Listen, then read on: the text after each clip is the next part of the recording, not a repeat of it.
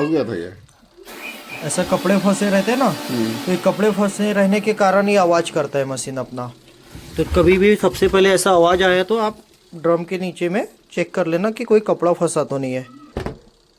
भी फिर से चालू करते हैं।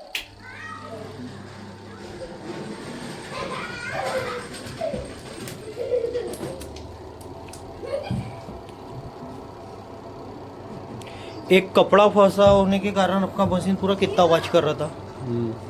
तो कभी भी ऐसा कपड़ा कोई फंसा है तो आप देख लेना।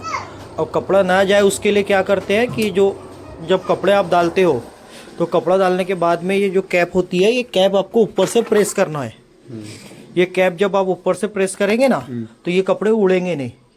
और खास करके छोटे कपड़े जो होते हैं वो छोटे कपड़े पहले आपको डालने का है, उसके बाद में बड़े कपड़े डालने का है, और उसके बाद में कैप ऊपर से सर प्रेस करके लगाने का। अभी थोड़ी देर पहले कितना आवाज़ आ रहा था, अब देखिए कितना आवाज़ है।